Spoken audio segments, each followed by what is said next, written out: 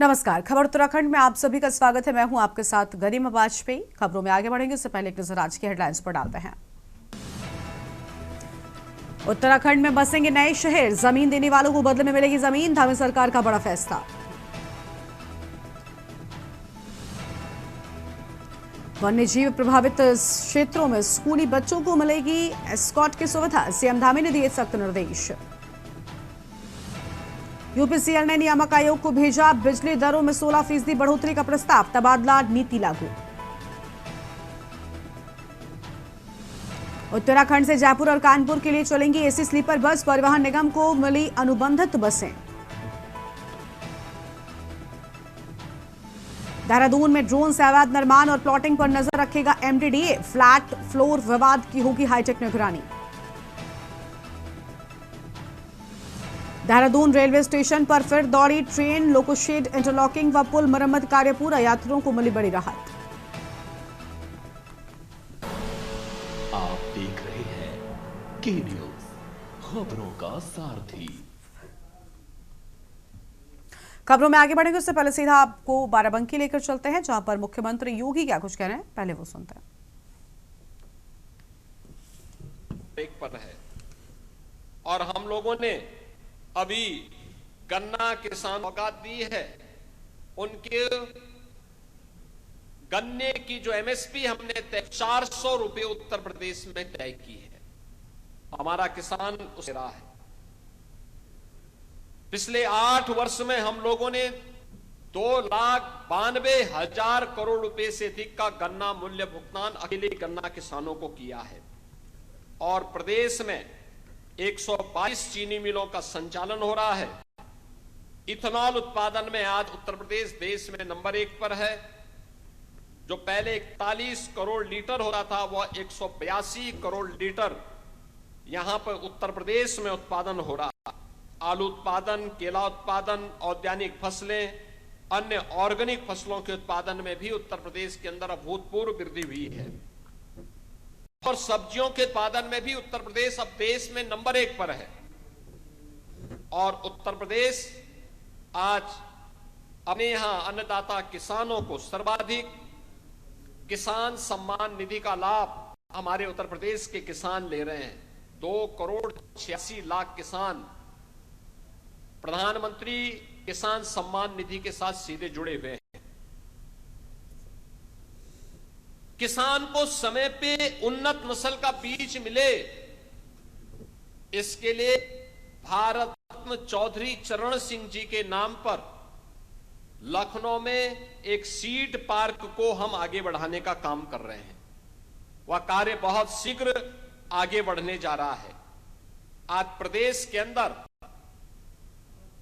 79 यानी कृषि विज्ञान केंद्र सक्रिय है। शेष 10 पर कार्य तेजी के साथ आगे बढ़ा करके उन्हें भी किसानों को आधुनिक तकनीक और उनकी फसल को देखने के लिए डेमोस्ट्रेशन का यानी एक नई प्रयोगशाला के रूप में ये सभी केंद्र आज प्रदेश के अंदर देखने को मिल रहे हैं, जिनमें कई कृषि विज्ञान केंद्र तो सेंटर ऑफ एक्सीलेंस के रूप में आज कार्य कर रहे हैं। और आज मुझे यह देख करके बहुत अच्छा लगा, यहां पर जब मैंने श्री राम शरण वर्मा जी की इस खेती को देखा है और मेरा मानना है 1 एकड़ में 250 कुंटल तक कोई आलू उत्पादन करे, यह है लागत कम उत्पादन ज्यादा। 1 एकड़ में 2 लाख का केला उत्पादन करके लाभांश पैदा करे, यह यहां आपको देखने को मिलेगा। सभी प्रकार की वेजिटेबल यह भी यहां देखने को मिलेगा। और एफपीओ के माध्यम से कैसे हम तो ये तस्वीर आपको हम बाराबंकी से दिखा रहे थे, जहां पर मुख्यमंत्री योगी आदित्यनाथ पहुंचे हुए थे। वापस से अपनी खबरों को कर लेते हैं। खबर है ऋषिकेश से, जहां पर क्षेत्र को बाल श्रम मुक्त बनाने की कवायद तेज हो गई है। श्रम विभाग ने सहयोगी संस्थाओं के साथ मिलकर बाजार में जन जागरूकता अभियान चलाया और इस दौरान अधिकारी ने व्यापारियों को अपने प्रतिष्ठानों पर 18 साल से कम उम्र के बच्चों को काम पर नहीं रखने के लिए प्रेरित किया। उनको बताया कि बाल श्रम करना कानूनी अपराध है, पकड़े जाने पर इसमें जुर्माना और सजा दोनों का प्रावधान है।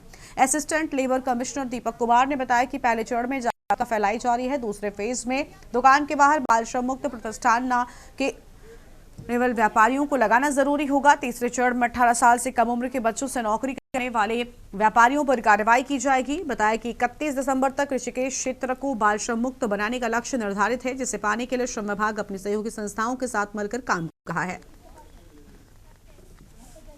ऋषिकेश क्षेत्र को नो चाइल्ड लेबर जोन बनाना है। इसी एक क्रम में पूरे ऋषिकेश क्षेत्र में अभी एक अवेयरनेस प्रोग्राम चल रहा है, जिसमें डीटीएफ के सारे मेंबरान हैं। इसमें हमारे आईसीडीएस से हैं, डीपीओ साहिबा हैं, आसरा ट्रस्ट है और बचपन बचाओ आंदोलन की टीम से भी आए हैं और श्रम विभाग इसको लीड कर रहा है। इसका उद्देश्य ये है कि पहले नागरिकों को और दुकानदारों को, प्रतिष्ठान स्वामियों को ये बताया जाए कि चाइल्ड लेबर को निषेध करना है और आने वाले कुछ महीनों के अंदर ही हमें ऋषिकेश को पूरा बाल श्रम मुक्त करना है। तो उसके तहत जो हम एक जन जागरूकता अभियान भी कर रहे हैं और जागरूकता अभियान के उपरांत जो है हमारे निरीक्षण की भी कार्रवाइयाँ रहेंगी और प्रयास ये रहेगा कि अधिकांश लोग जो है इसके बारे में, अधिनियम के बारे में जाने और कोई अगर ऐसी शिकायत प्राप्त होती है तो 1098 या श्रम विभाग में कोई भी लिखित शिकायत देकर या टेलीफोनिकली भी शिकायत देकर बाल श्रम के उन्मूलन में हमें आम नागरिक भी सहयोग दे सकते। एक बार फिर से नैनीताल चलते हैं, मुख्यमंत्री धामी क्या कुछ कह रहे हैं, सुनते हैं। खड़ी रहती हैं, लेकिन उसके बावजूद भी आज विभिन्न क्षेत्रों में हमारा राज्य नए नए कीर्तिमान स्थापित कर रहा है। अभी हाल ही में जारी पलायन आयोग रिपोर्ट, पलायन निवारण आयोग की सर्वे रिपोर्ट में रिवर्स पलायन में भी 44% की उल्लेखनीय बढ़ोतरी दर्ज की गई है। अनेक लोग आज रिवर्स पलायन कर रहे हैं, जो दुनिया और देश के विभिन्न स्थानों पर चले गए थे, वो वापस अपने घरों को लौट रहे हैं। अपना रोजगार और अपना स्वरोजगार उन्होंने प्रारंभ कर दिया है। इसके साथ ही नीति आयोग भारत सरकार के द्वारा जारी सतत विकास के लक्ष्यों को प्राप्त करने में हमारे राज्य को पूरे देश में पहला स्थान प्राप्त हुआ है। भाइयों बहनों, उस इंडेक्स में उत्तराखंड पहले नंबर पर आया है। बेरोजगारी दर में 4.4% की कमी लाकर हमारे राज्य ने राष्ट्रीय औसत को भी पीछे छोड़ने का काम किया है। इसके अलावा भारत सरकार के राज्य खनन सूचकांक, तत्परता सूचकांक में उत्तराखंड को श्रेणी सी के देश में हमारे दूसरा स्थान हमारे राज्य को मिला है। हमें 200 करोड़ रुपए की प्रोत्साहन राशि पुरस्कार के रूप में भारत सरकार ने दी है। किसानों की आय वृद्धि करने में देश भर में हमारा पहला स्थान आया है। मत्स्य विकास के क्षेत्र में उत्कृष्ट प्रदर्शन करने में भी हमें राष्ट्रीय पुरस्कार प्राप्त हुआ है। भाइयों बहनों, हम नैनीताल जनपद को एक आदर्श और श्रेष्ठ जिला बनाने के उद्देश्य से अनेक विकासपरक योजनाओं के माध्यम से निरंतर कार्य कर रहे हैं। जहां नैनीताल के गेठिया में 100 बेड की क्षमता वाले मानसिक चिकित्सालय का निर्माण कार्य प्रगति पर है, वहीं हल्द्वानी मेडिकल कॉलेज में राजकीय कैंसर संस्थान का निर्माण कार्य भी तेजी के साथ चल रहा है। इसके साथ ही कसिया लेक, नकुचियाताल, हल्दूचौड़ और बरदो में आयुर्वेदिक चिकित्सालयों का निर्माण कार्य भी कराया जा रहा है। इतना ही नहीं, आज हमने नैनीताल, भीमताल, रामनगर और लालकुआ विधानसभा क्षेत्रों में अनेक विकास योजनाओं की सौगात देकर इस पूरे क्षेत्र के समग्र विकास के अपने संकल्प को दोहराने का काम भी किया है। इसके अलावा हमने आज एक और जहां भीमताल में कई मोटर मार्गों का यहाँ पर लोकार्पण और शिलान्यास किया है, वहीं जड़गांव तल्ला में प्राथमिक विद्यालय भवन का निर्माण कराने के साथ ही जाड़ापानी माध्यमिक विद्यालय में विज्ञान एवं प्रयोगशाला, कंप्यूटर प्रयोगशाला तथा पुस्तकालय कक्षों का निर्माण भी कराया है। भाइयों बहनों, हमारी सरकार संपूर्ण राज्य के विकास के साथ साथ अपने सांस्कृतिक मूल्यों और डेमोग्राफी को भी संरक्षित रखने के लिए पूरी तरह से संकल्पबद्ध होकर काम कर रही है। जहां हमने प्रदेश में एक और सख्त धर्मांतरण रोधी कानून लागू किया है, वहीं हमने एक दंगा नियंत्रण के लिए, दंगा रोकने के लिए दंगा रोधी कानून लागू किया है। वहीं लैंड जिहाद, लव जिहाद और थूक जिहाद जैसी मुल्लावादी कट्टर प्रवृत्तियों के खिलाफ भी कड़ी कार्रवाई सुनिश्चित की है। बनभुलपुरा उदाहरण आप सभी ने देखा होगा। हमारी सरकार ने जब बनभुलपुरा क्षेत्र में दंगा हुआ था, उन दंगाइयों के खिलाफ इतनी कठोर कार्रवाई करी थी, कड़ी कार्रवाई की थी कि आज भी कोई भी व्यक्ति अब सरकारी जमीन पर कब्जा करने से पहले 100 बार सोचता है, और जिन्होंने कर लिया है आजकल वो स्वयं ही उस कब्जे वाले स्थान को खाली कर रहे हैं, अपने कब्जों को स्वयं ही तोड़ रहे हैं। परंतु जब हम ये सब काम कर रहे हैं तो पूरे प्रदेश के लोग खुश हो रहे हैं। हमारे पूरे प्रदेश के लोगों में एक उत्साह का वातावरण है कि यहाँ की डेमोग्राफी, यहाँ के संस्कृति, यहाँ के सांस्कृतिक मूल्य खराब नहीं होंगे, देवभूमि का मूल अस्तित्व खराब नहीं होगा। लेकिन हमारे कांग्रेस के मित्र हमारे द्वारा जो हम लैंड जिहाद पर कार्रवाई कर रहे हैं, उस लैंड जिहाद पर कार्रवाई करने पर भी उनको दिक्कत हो रही है। भाइयों बहनों, इन्हें लैंड जिहाद करने वाले अच्छे लगते हैं। कांग्रेस ने हमारी देवभूमि की डेमोग्राफी को बिगाड़ने के ऐसे ऐसे स्थानों पर विशेष समुदाय के लोगों को बसाने का काम किया है जहां कभी उस समुदाय के लोगों का कोई नामो निशान नहीं होता था, कोई अस्तित्व नहीं होता था। ऐसे स्थानों पर भी वो लोग बस गए हैं। हाल ही में मेरे संज्ञान में यही इसी के आसपास इसी क्षेत्र का भी एक मामला आया है जहां जंगलों के बीच में बड़े स्तर पर कब्जा करके एक अवैध इमारत खड़ी कर दी गई है। आज के इस अवसर पर मैं आप सबको आश्वस्त करना चाहता हूं कि हम देवभूमि में धर्म की आड़ में होने वाले इस लैंड जिहाद को किसी सूरत में बर्दाश्त नहीं करेंगे। ऐसे सभी निर्माणों को मिट्टी में मिलाकर ये दम लेके भाइयों बहनों उनकी साफ सफाई का अभियान हमारा चलता रहेगा। पर लाहौर पहुंचने के बाद जब हम एयरफील्ड प्रदेश में लाइट्स बंद कर दी जाएंगी, प्रदेश में बच सकते हैं। प्रदेश में ऐसे स्थानों पर हुए अनेक अवैध अतिक्रमणों को हटाते हैं जहां पर हरा कपड़ा, पीला कपड़ा, नीला कपड़ा डालकर हमारी सरकारी भूमि पर अवैध कब्जा करने वालों के, अतिक्रमण करने वालों के खिलाफ कार्रवाई करते हैं, तो इससे कांग्रेस के लोगों को बड़ी परेशानी होती है। वो मानते हैं कि देवभूमि पर चादर बिछाकर कब्जा करने वालों का उतना ही अधिकार है जितना आप लोगों का है। भाइयों बहनों, क्या उनका उतना अधिकार होता है क्या? आप ही बताइए, ऐसे कब्जा करने वालों को देवभूमि में अस्तित्व रहना चाहिए क्या?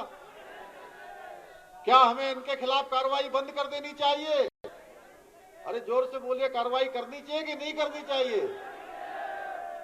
हमारी माताएं बहनें यही बताएगी, ऐसे लोगों पर कार्रवाई करनी चाहिए कि नहीं करनी चाहिए? हमारी सरकार ने राज्य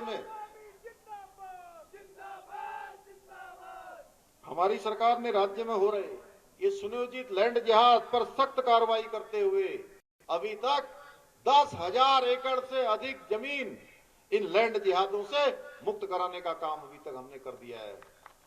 लेकिन कांग्रेस की आंखों पर वोट बैंक की पट्टी चढ़ी है।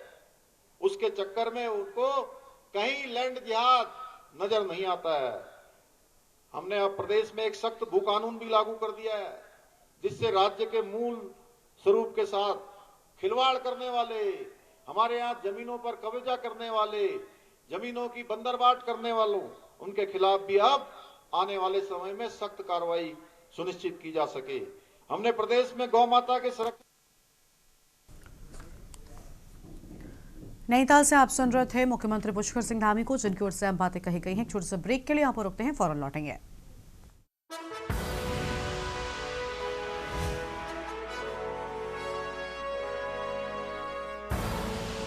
आप देख रहे हैं के न्यूज़, खबरों का सारथी।